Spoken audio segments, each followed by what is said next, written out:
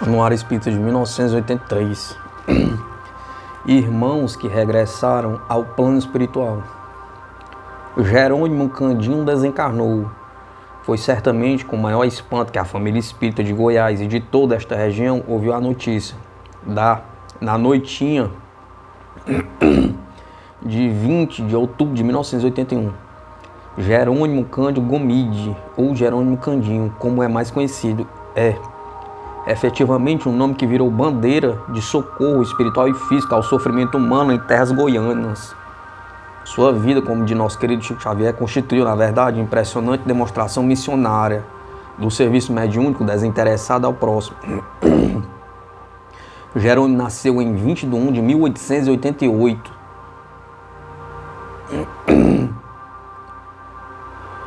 Em Sacramento, na mesma Sacramento que a acolhera por berço a Barçanufo, alguns anos antes. Foi aluno e discípulo de Eurípides, em cujo idealismo e espírito de luta buscaram inspirar toda a sua vida missionária. Demandou para isso as então quase inóspitas regiões interioranas de Goiás.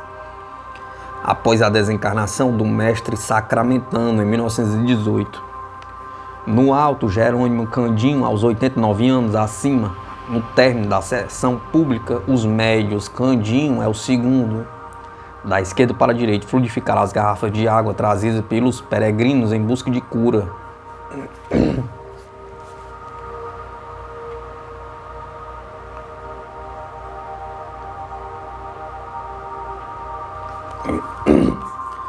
Centenas de criaturas recorreram com êxito aos seus trabalhos cristãos. A família Branquinho, beneficiada, recebe dos espíritos, através de Jerônimo, orientação para levantar modesto centro na fazenda Palmela. Mais tarde, o nome foi mudado por Jerônimo para Palmelo, no município de Santa Cruz, onde posteriormente se ergueu o Centro Espírita Luz da Verdade, o qual, a partir de fevereiro de 1929, como núcleo de poderosa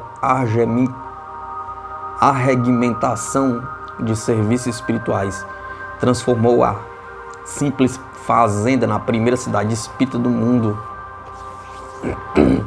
Jerônimo mudou-se de Caldas Novas para Palmelo, então Santa Cruz, e assume a direção do Centro Luz da Verdade, em que permanece até a desencarnação.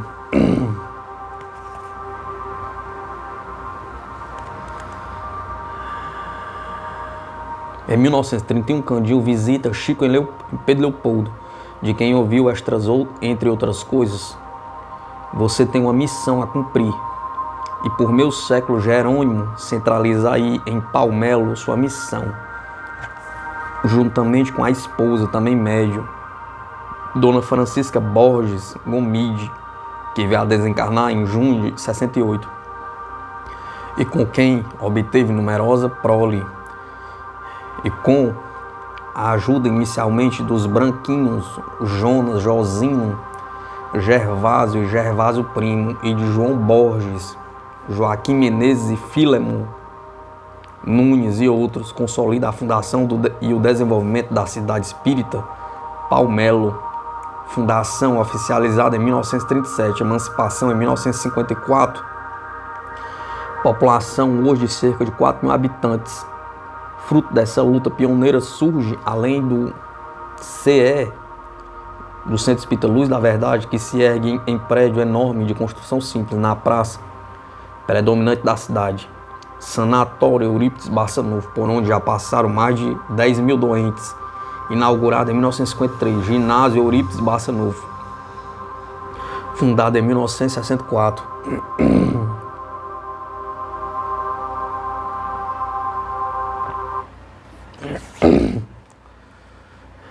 Dispensário São Vicente de Paula, lá dos velhinhos, lá espírita Hilda Vilela, livraria espírita, grupo escolar, etc.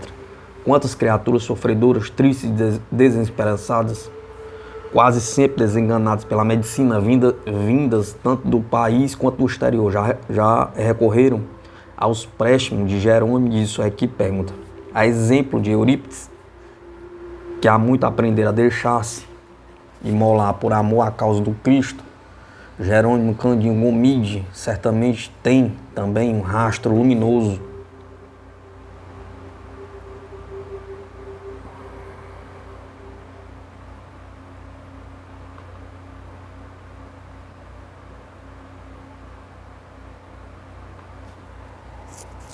em que o sacrifício e a renúncia marcam presença, forjando ao longo do tempo a têmpera intimorata e segura, enérgica e doce, lúcida e amorosa de seu espírito, que nos deixa inapagáveis lições de apóstolo do bem. Dr. Luiz Monteiro de Barros.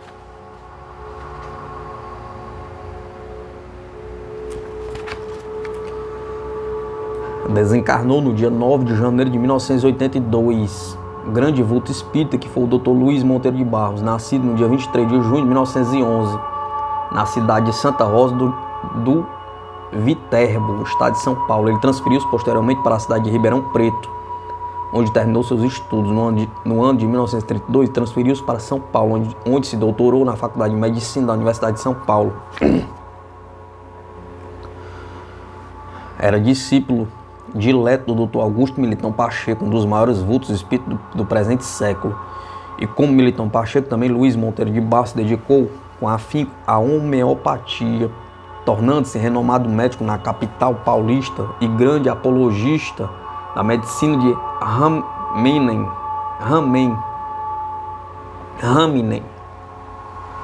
Era casado com o Dr. Aíde de Medeiros Monteiro de Barros, de cujo consórcio teve 6 filhos. Espírita convicto, Monteiro de Barros era dotado de incrível curiosidade. Anteriormente, a 1936, fez parte da Associação Espírita São Pedro e São Paulo, ao lado de Militão Pacheco e Américo Montanguini, no dia 12 de junho de 1936, juntamente com seu irmão, Dr. Jaime Monteiro de Barros. Foi um dos signatários da ata da fundação da Federação Espírita do Estado de São Paulo, em cuja instituição exerceu vários cargos, tanto no Conselho Deliberativo como na diretoria executiva. Com a desencarnação do professor Américo Montanguini, no dia 29 de novembro de 1966, Monteiro de Barros assumiu a presidência da federação, tendo sido reeleito para o mandato seguinte. Posteriormente, quando Carlos Jordão da Silva foi eleito presidente da instituição, Monteiro de Barros tornou-se novamente vice-presidente. Foi um dos mais devotados artífices do movimento de unificação, tomando parte ativa no primeiro Congresso Espírita do Estado de São Paulo, do qual resultou a fundação do USE, União das Sociedades Espíritas, no dia 5 de junho de 1947. Durante muitas sessões, Monteiro de Barros foi vice-presidente dessa instituição unificacionista. Foi também um dos idealizadores, e fundadores da Associação Médico Espírita do Estado de São Paulo.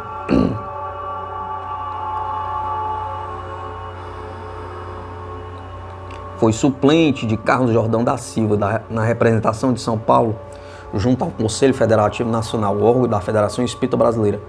Profundo conhecedor dos evangelhos, Monteiro de Barros foi um dos mais eruditos evangelizadores de nossos tempos. Ele sabia com admirável maestria abordar temas dos mais palpitantes, tendo publicado o livro As Penas Eternas do Evangelho. Orador de renome, frequentou as tribunas de numerosas instituições espíritas da capital e do interior. Foi ainda escritor de renome e dos mais assíduos frequentadores das colunas dos jornais e revistas espíritas do Brasil, sendo com o objetivo de divulgar os ensinamentos evangélicos espíritas, mantendo um padrão bastante elevado, pois jamais admitia qualquer arranhão contra os postulados doutrinários. Dr. Humberto Leite de Araújo, autor do livro de Francisco de Assis para você.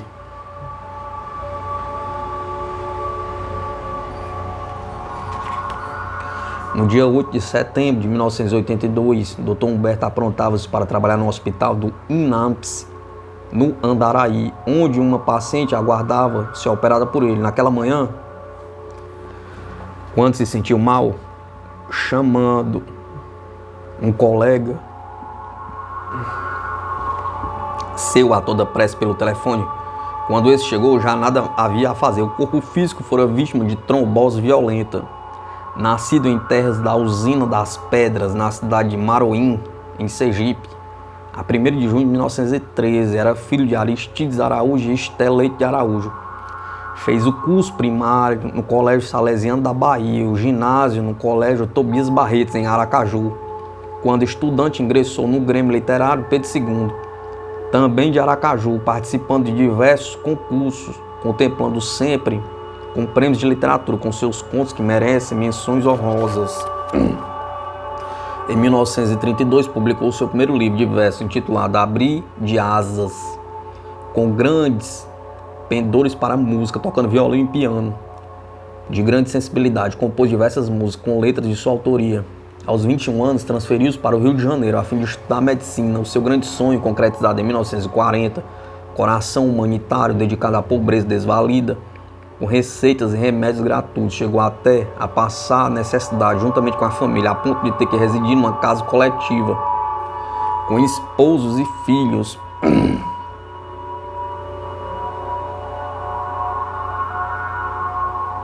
Mesmo assim, não desanimou, confiava sempre na misericórdia de Deus. Em 1953, passava por grandes dificuldades e incertezas, quando casualmente ligou numa estação de rádio e pela primeira vez ouviu o programa Hora Espírita, João Pinto de Souza, com Geraldo de Aquino. A mensagem transmitida calou profundamente em seu coração. Naquele mesmo dia compareceu à festa do Quilo, na assistência social Paulo de Tarso. Então, no Lins de Vasconcelos, a partir daquele dia, fez-se adepto fervoroso do espiritismo, juntou-se a Geraldo de Aquino na grande tarefa que vinha realizando. Humberto Leite de Araújo, desde então, apoiou inteiramente a assistência social Paulo de Tarso, instituição de amparo à criança, ao jovem, aos adultos e velhos. Passou a colaborar também na Hora Espírita, João Pinto de Souza, e muitas outras tarefas. Egresso do catolicismo, pensou também numa sociedade eclética, que desse apoio moral e espiritual a todos os religiosos sem fazer proselitismo. Embora convicto da realidade espírita, fundou a Aliança da Fraternidade, que presidiu por 10 anos consecutivos. O livro de Francisco de Assis para você, já em várias edições, inclusive uma em Esperanto, foi um sucesso na literatura espírita. De sua bibliografia constam ainda Luta e Confia, Ele Virá, livro de preces, Alguém Vela por Você, de Gandhi para você, que não chegou a terminar. Recebeu do espírito Cruz e Souza diversos sonetos, gravou um disco em favor de sua obra de assistência aos necessitados, intitulado Cântico de Luz e Paz, com 2 músicas de sua autoria, Vidas Eternas e Por um Mundo Melhor. Deixou a viúva, Dona Elza Penedo de Araújo, e 4 filhos. Grande foi a soma de serviços prestados por ele à doutrina dos espíritos, em várias frentes de trabalho. Um exemplo de perseverança no bem, por acreditar que por este caminho a humanidade atingirá a perfeição sob as bênçãos de Jesus. Anuário Espírita de 1983.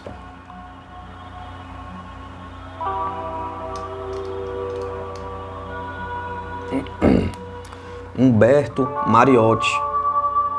A desencarnação de Humberto Mariotti deixou uma lacuna entre os vanguardeiros da causa da promoção do estudo e difusão da doutrina espírita. Com estas palavras iniciais, o presidente da Federação Espírita Brasileira, Sr. Francisco Thiessen, comentou as notícias que desde a semana passada chegaram ao Rio de Janeiro da desencarnação de Humberto Mariotti, em Buenos Aires. Escritor e poeta, jornalista, expositor e filósofo, Humberto Mariotti era também professor, deixando inclusive notável obra didática. No movimento espírita desenvolveu atuação destacada.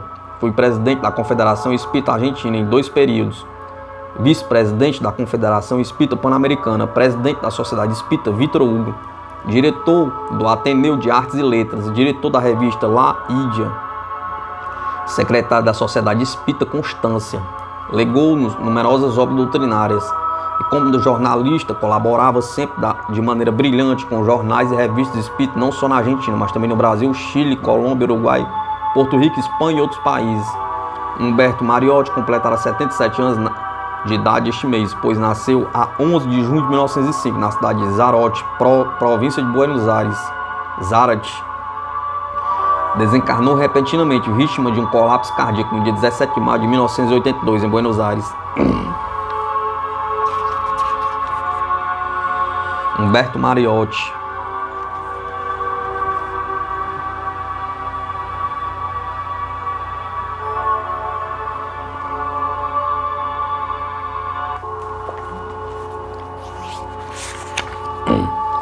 Pauster e a vida futura.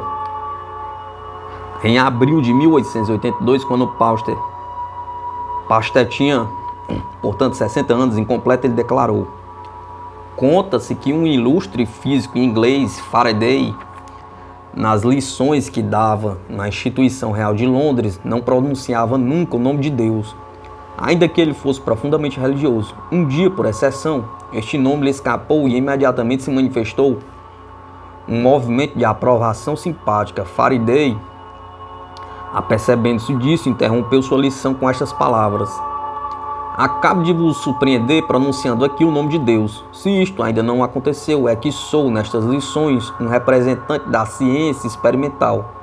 Mas a noção e o respeito de Deus chegam a meu espírito por vias tão seguras como as que nos conduzem às verdades de ordem física. Discussando anteriormente na Academia de Medicina, Pauster já havia antecipado esta declaração de Faraday, advertindo: em cada um de nós há dois homens, o sábio, aquele que faz tábua rasa, que pela observação, a experimentação e o raciocínio quer elevar-se ao conhecimento da natureza, e aquele homem sensível, o homem da tradição, da fé ou da dúvida, o homem do sentimento, o homem que chora seus filhos que não vivem mais, que não pode provar que os tornará a ver, mas que o crê e espera, que não quer morrer, como morre um vibrion, que se diz assim que a força que está nele se transformará. Estes conceitos indiscutíveis de fé e de esperança, emitidos por Pasteur, na altura dos 50 anos, provam decisivamente a sua crença na vida futura, onde tornaria a ver os filhos que morreram. São desse mesmo período, isto é, em 1874, estas outras suas afirmações igualmente claras e formais. O homem de fé acredita numa palavra sobrenatural. É incompatível com a razão humana, dizeis. Sou de vossa opinião. Não é mais mas é mais incompatível ainda com a razão humana acreditar no poder da razão sobre os problemas da origem e do fim das coisas. E depois, a razão não é tudo. O que fará eternamente a força das convicções do homem de fé é que os ensinamentos de sua crença estão em harmonia com os impulsos do coração. É que na cabeceira do doente amado, que a morte acaba de ferir, vós não sentis acima de vós alguma coisa que vos proclama que a alma é imortal? Pergunta. É insultar o coração do homem dizer com o materialismo, a morte e o nada. Em 1865, quando Pasteur tinha 43 anos, falece-lhe o pai. Na carta em que comunica à família este infausto acontecimento, escreve a uma de suas filhas: ele morreu no dia da tua primeira comunhão, minha querida Cecília. Duas lembranças que não sairão do teu coração, minha filhinha. Tive o pressentimento disto quando, na mesma manhã, na hora em que ele foi atingido para não mais se levantar, eu te pedia para rezar a Deus pelo avô de Arbois.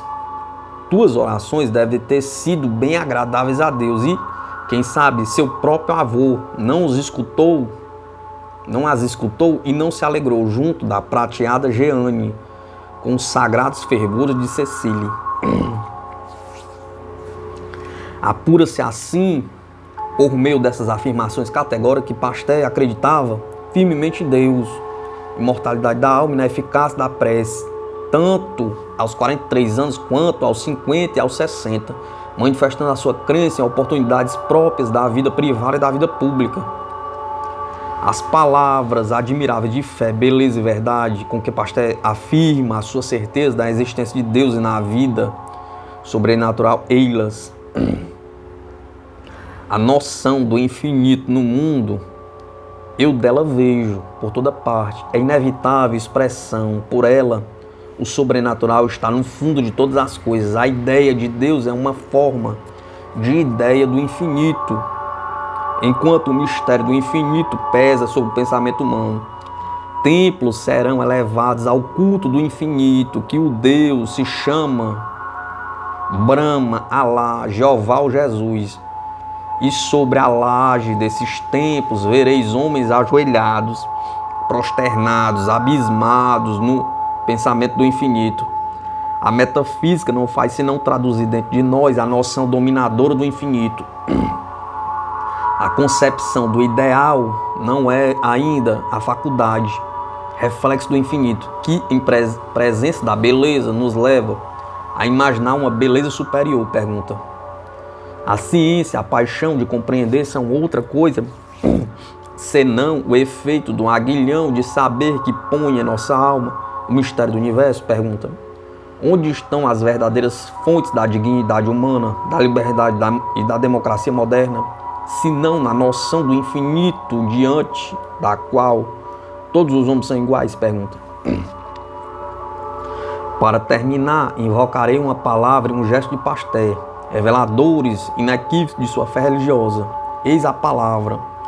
Em seu discurso, na recepção da Academia Francesa, figura uma declaração que, por seu conteúdo científico, não pode ser atribuída ao seu genro, dirigindo-se aos membros da Academia. Pasteur declarou: se tendes dignado lançar os olhos sobre mim, a natureza dos meus trabalhos tem, sem dúvida, falado em meu favor. Por alguns pontos, eles interessam a manifestação da vida, provando que até hoje a vida nunca se mostrou ao homem como um produto das forças que regem a matéria. Eu pude servir a doutrina espiritualista, muito desamparada, aliás, mas certo de, pelo menos, encontrar nas vossas fileiras um glorioso refúgio. Discurso do Pasteur na Academia Francesa de Letras em 1880 e 1889. Nestas palavras solenes e convictas, Pasteur afirma e confirma a sua fé no espírito como substância própria e repudia categoricamente o materialismo negador de sua fé em Deus na alma imortal. Eis o gesto. Ele morreu em 28 de setembro de 1895, tendo uma das mãos um crucifixo e na outra de sua mulher. Anuário Espírita de 1983.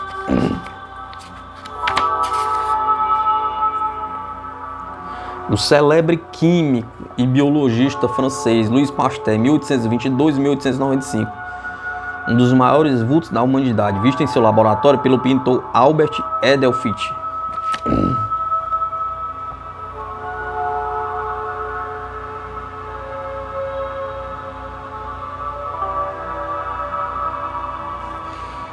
Anuário Espírita de 1983.